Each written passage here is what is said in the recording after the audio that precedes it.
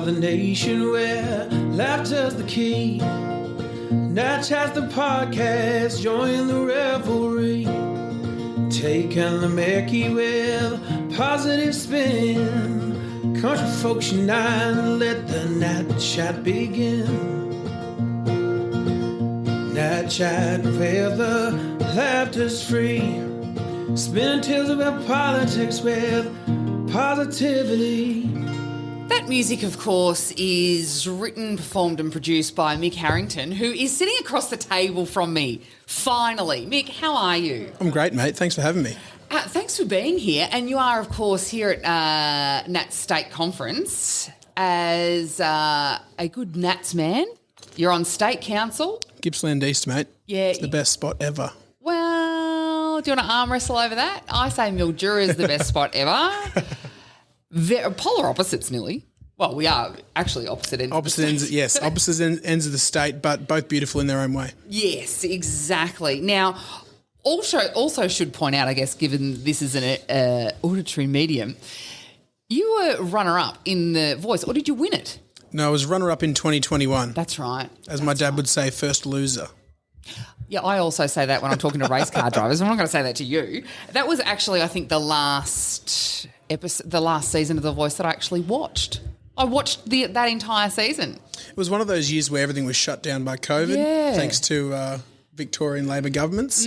And so we had a lot of time on our hands because we weren't able to do much. So exactly, everyone tuned in. It was a lot of fun.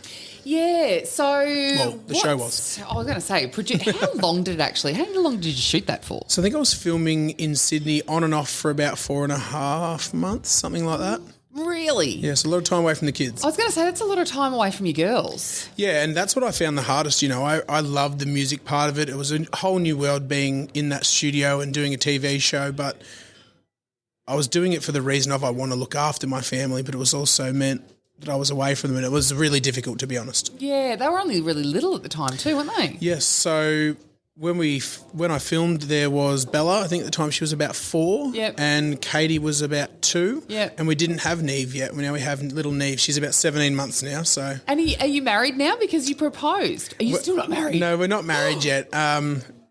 Mick? I keep on spending money on buying chainsaws and motorbikes and all sorts of other things. I think I need to spend it on Rebecca for once. I was going to say, we thought, because it was there were tears in our house, and not just me, my husband did as well. I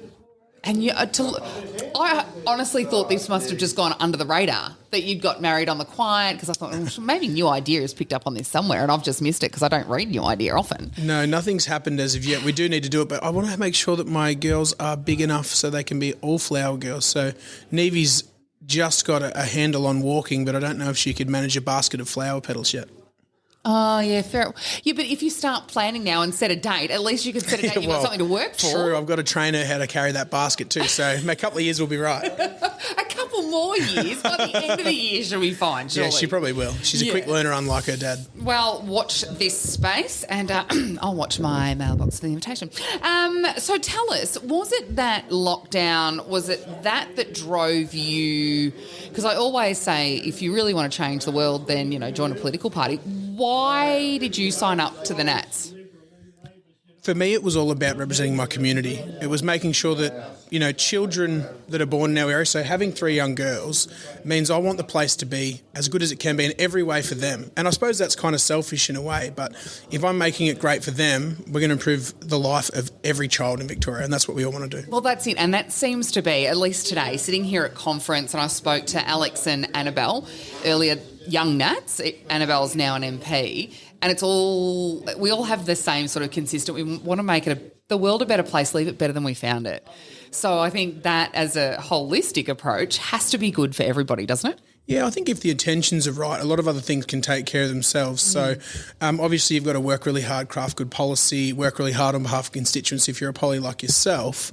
But for me, it's about making sure that the intent is right and why you're doing those things and why you advocate for your community or your industry or whatever it is front of mind. Yeah, absolutely. Let's talk about the issues down in Gippsland, and at the top of the list is the timber industry. and the shutdown of the timber industry. How's that affected? Because we're I'm in Mildura. I'm a long way away from it, but it's something that is always constantly coming through the party room. The Gippsland guys talk about it all the time. What's it like on the ground now? Look, the Andrew/Allen Labor governments are responsible for creating a vast swath of new towns that are going to be welfare towns. It's as simple as that. That's just horrific. Has there been, because in my mind, if you're going to shut down an entire industry, they will kill these towns. There should be intent there to put something in place, create new industries or bring new industries to town, or whatever the policy solution has to be to create new jobs in that town. And that is supposed to be the backbone of the Labor government, right? Has there been any sign of that yet? You're absolutely right. And there's been, the Labor government have come out and said they're going to help people. Oh, yeah. But that help is very, very sporadic, and it is only aimed at a very select few in the community. So some people might get help, but other ancillary industries associated. So, for instance, most harvest and haulage contractors are probably not still happy with the arrangement, but will get something out of it, most. But then you'll see people that miss out because they've got an ABN and they're running their own business and they haven't wound up their business or declared bankruptcy, so they can't get a cent out of our government. Now, do we want to incentivise people in our state to work and to invest and to do well? I'm sorry, Mick, this is the Socialist Republic of Victoria. Look, for me, yeah, you're absolutely right. Like for me, I don't necessarily want to be a millionaire, and I don't think most people involved in the timber sector want to become a millionaire. They just want to work hard, go to work, look after their family and enjoy their life. Correct. That's it. Correct. That's really all. It's not that much to ask for either, is it? No, it's not. And the problem is what we were harvesting is one of the only renewable resources that exists. Everything else is dug out of a hole in the ground. And look, I'm for that as well. It needs to happen. Mining needs to happen. But to use timber is to use a resource that you can regrow. And it was sustainable. This is the thing. It was sustainable native timber, right? Absolutely. And in Victoria, just a little bit by the numbers, we were harvesting 4 to 5 trees out of every 10,000 trees each year. That is how minuscule the amount of harvesting was. Gee whiz, that's only tiny then, isn't it? And it was only on a tiny part of the public land estate because most of it's locked up in other flora and fauna reserves or national parks that can't be accessed, or the land and country is too steep for harvesting to ever occur there anyway. It's honestly...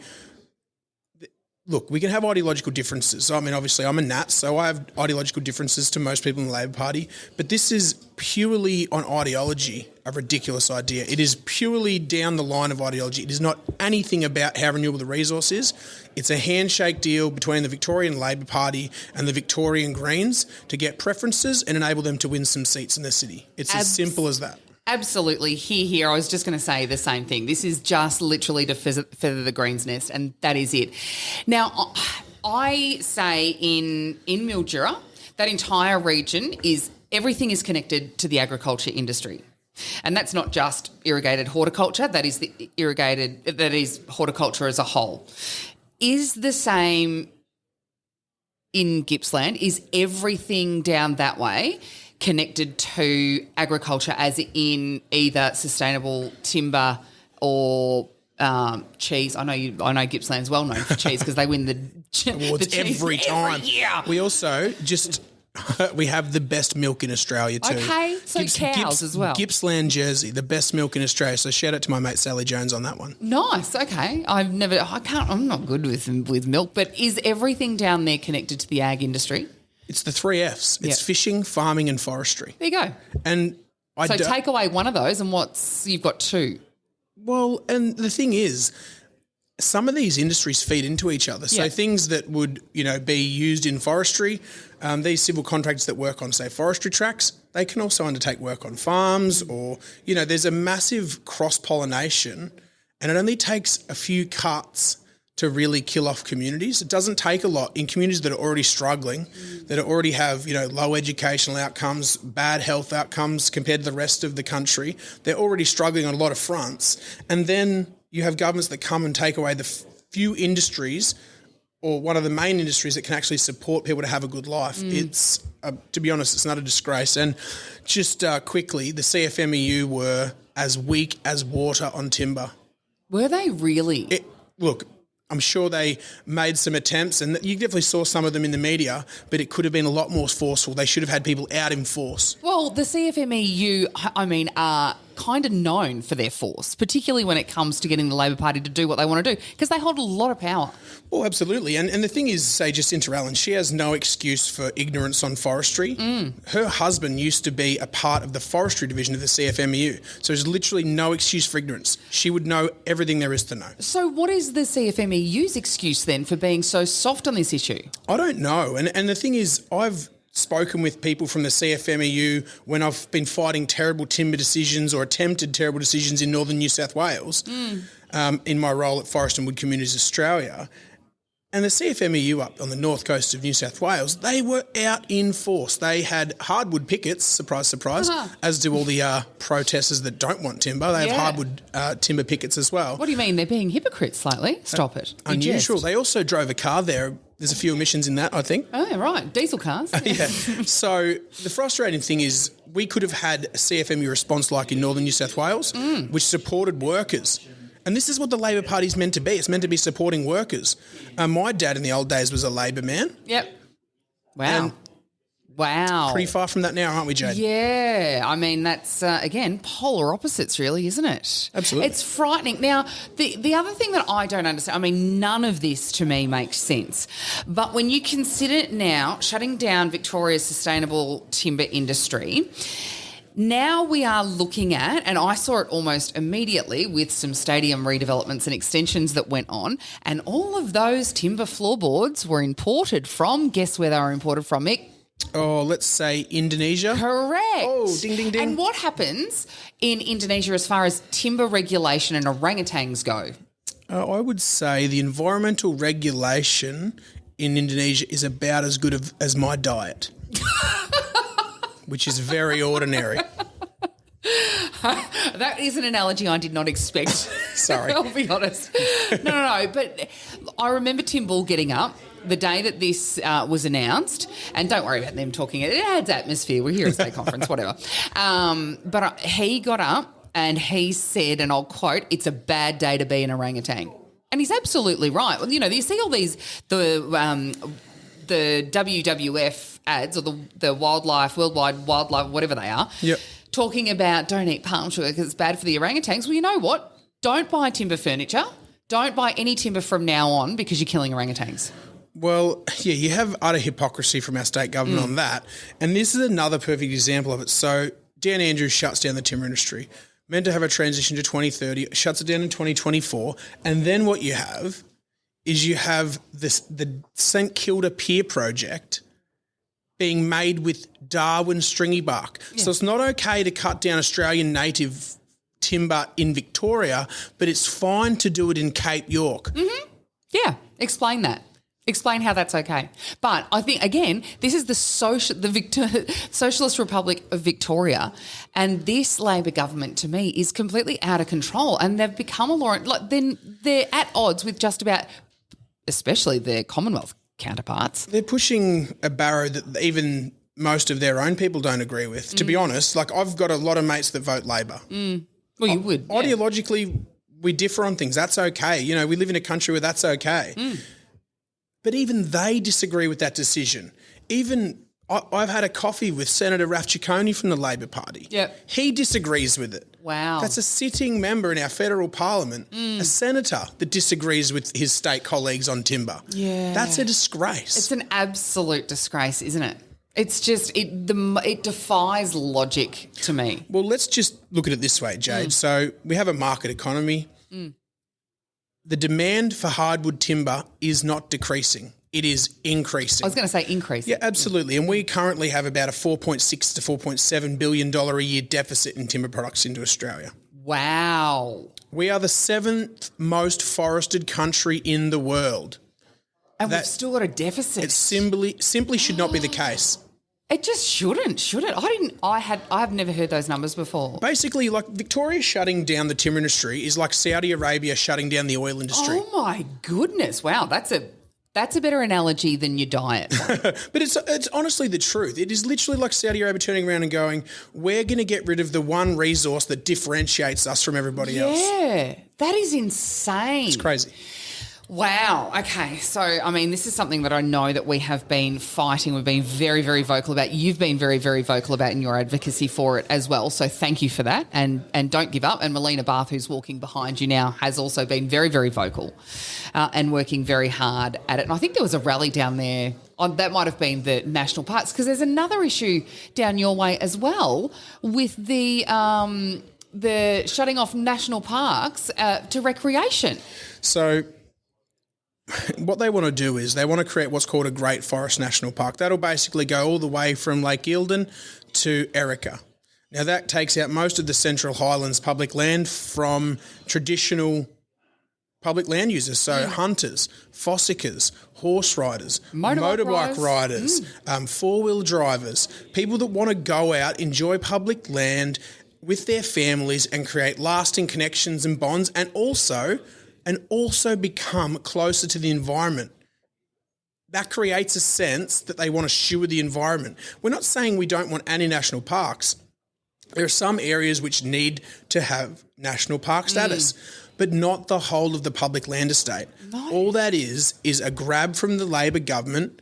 They want a few votes in the inner city, another example of that, and they want to take the rights of rural people off them. It is absolute, pardon my language, it's absolute bullshit. No, you can say whatever you want on this. This isn't commercial radio, say whatever you want. Express yourself. It just seems to me, again, they're doing deals with the Greens once again, and like you say, to win some inner city votes from people that actually have, and I'm not saying all inner city, because when we talk about Field and Game, and I'm a member of Field and Game Australia, when you talk about that membership base, there is a lot of inner city members. So there are a lot of inner city people that come to our forests, out into the bush, to go camping, to go hunting, to do all those other things you mentioned. But it just seems to me it is that real insular inner city population, those votes that they're trying to get, that don't enjoy those things and don't understand what happens if you take out all of those. And we've seen what's happened with the fuel load increases in national parks in recent years. I mean, it is out of control. Let's be honest. If you go to, say, the Black Summer bushfires, every one of those major fires started in National Park, generally with a lightning strike. And because of how poorly managed these estates are, these national parks are, it creates vast landscape scale bushfires. And that is no good for biodiversity. It is horrific for threatened species. And it is very, very concerning when you live in the bush like a lot of my mates and my family do. Yeah, well, that's it. And I also wonder if it could be, because I'm imagining, because they are so poorly managed in a lot of cases, I'm wondering if it could also be, and I wouldn't think, because we know Labor can't manage money, but could it be a cost-cutting exercise or a cost-shifting exercise? I don't see how it can be, because if say you want to shut up your land, honestly, National Park costs a lot of money to administer. Yeah, well, it does. And let's be honest, our bureaucracy in this state, there's a lot of suits and there's not many boots. So you'll see a lot of people, thanks Darren Chester for that line. That's Chester. Yeah, so you'll see plenty of people in a city tower at South Bank or somewhere around Melbourne, but you will not see very many park rangers out there on the ground. And look, these are people, park rangers, that are doing good work, that are trying to preserve places for people. They need to be more of them and less of their mates in Melbourne telling them how to run the world. Yeah, and that's actually what I was getting at. I'm wondering if they were going to take out more boots off the ground. Yeah, I'm trying to come up with a logical reason why they would do all this, and I just can't find one. The best way to create money out of your public land estate is to have people using it, correct, and investing in the local communities around it. Exactly. So even before, when you list all the massive amount of people that use public land, I forgot to say something as simple as apiarists. Yeah. Now, they might be down in East Gippsland, and I've got a friend that's an apiarist in East Gippsland. Yep. He's down here on the Banksia country getting that strong, strange-tasting Banksia honey. But then he's up in northern Victoria or in New South Wales. Comes up to us and he's in pollination. almond crops or whatever it is, citrus, or, he's everywhere. Have you tasted the honey that comes off an almond crop? You think Banksia tastes weird? Apparently it's very bad. Awful. Yes. Awful. Yeah, but don't eat it. great job, Yeah. and we want those people operating. You shut down public land, he can't access that. Exactly, and this is what we have heard out because we are obviously the biggest nut growing area in Australia. We have heard a lot from APRIS who do put their hives in many different places, and they're quite choosy about who they will go near, and where they do go, and they cycle around a little bit.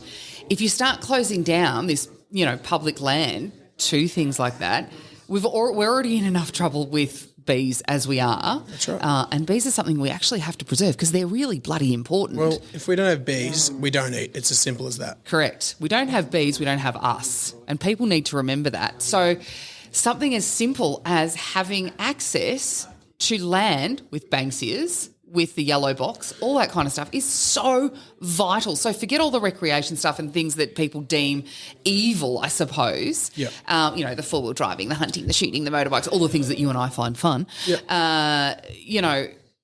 Think about the bees. Why do they hate bees? Maybe that's our campaign. Why do you hate bees so much? The crazy thing is you've got, say, like an animal justice party coming out and saying they despise live export, so they want to knock that on the head. They want to knock pig farming on the head. They want to get rid of all these industries. They want, hunters that go out and ethically hunt their own meat and take it home and consume it. They want to get rid of that, but they're happy to eat the grain off a crop which gets sprayed with pesticides that kills billions of bugs. So is there hierarchy that bugs are not as important as a deer? Yeah, but as well as all the rodents and the snakes and everything else that goes through a header when they're harvesting, and much less when they're sowing at the moment. And look, we all need to eat. I understand that. And people have different ideological points of view. That's okay too. Have your particular point of view, but don't force it on me and my family. I want to go yabbing with my girls. Correct. I want to go fishing with my girls. I want to go and hunt with my girls.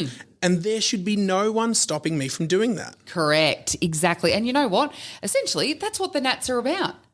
We Freedom. just need, obviously there needs to be a little bit of regulation with all these things. We're all for law and order. Absolutely. But also we don't want to be mandated or preached to by... We just want to be able to live our lives. Government's important. We know that. That's why you're a poly. You know right. that it's important to do that. But what is not the role of government is to get involved in every decision that we make in our everyday lives. Correct. Government should do the basics and then stay out of our life. Well, what is it when they are getting in the way of every decision? Socialism. We know. No, I'm not a historian, but I've read a few books. My dad taught me to read when I was a little boy, and that means I can read a history book, and that has never gone well, has it? No, never. But the thing that scares me now, I speak to some young people, and I'm talking university students now, who honestly believe that Marxism is the way forward. I'm not even kidding, and that to me is terrifying. If that wasn't serious, that would be It'd be funny. Yeah. But it is. It is very serious, though, because we have a country that is founded on principles that are so important. Freedom, the rule of law, ensuring that government does the basics but doesn't interfere on those freedoms. Basic democracy. That is what our Anzacs fought for. And I would tell you, I've got family that fought. I listened to your podcast about your family links to the Anzacs as well, and I've got family links to Anzacs, and to know that they have fought, and I don't just mean fought like turned up at a protest at university shaking a sign with no possible consequences. Yeah. I mean jumping over a ledge, watching your fellow man get killed in order to make sure that our country remained free. Correct. Yeah, and you're gonna, and forgive my French again, but you're gonna shit in the face of that. Yeah, it's exactly right. And the problem is if their parents actually started and read them a few history books, they would have that perspective. I'm not an educated man. I don't have a university degree, but if you can read a book, you should understand that socialism is a terrible idea. I don't have a university degree either, Mick, but you know what I do have? Bucket loads of common sense, just like you do, and I think we just need to make common sense sexy again. Look, let's be honest, that's why I joined the Nats. I mean, you're never going to agree with everyone in the room. I don't agree with everybody in the room, and that's comments just in there. But that's the beauty of the Nats, right? That's okay. In this room, we can disagree. I'm sure that me and you haven't found anything yet, but I'm sure at some point over the journey, me and you would disagree on something. And that's all right. We'll still shake hands and have a beer afterwards. Well, exactly. That's right. well, and that is the beauty of living in this country. And democracy, in my mind, has to be protected at all costs. Absolutely. And that's why, I mean, we've been talking to motions today. I talked on a motion in order to ensure that charities, particularly extremist environmental so-called charities, have to reveal who they're getting their funding off. That's a concern for me when you see, say overseas timber companies pouring money into environmental causes or so-called environmental causes, extremist causes in Australia. Lobby groups. Yeah, basically. Purported, proposing and trying to convince people that they're a charity. Yes. It's very worrying, and we need to make sure that there's some transparency around that, make sure that our kids have as good or better place to grow up that we did. Well, that's exactly right. And that's why we're here, to leave the world a better place than we found it. That's right. Mick, thank you very much. I'll let you get back in there because I know you've got more motions to move, but thank you so much. I've got your song to play us out now. Thanks mate. for this. Take care. You too. See ya. In the heart of the nation where laughter's the key, Natch has the podcast, join the revelry. Taking the Mickey with positive spin. Country folks unite, let the Nat Chat begin. Nat Chat where the laughter's free.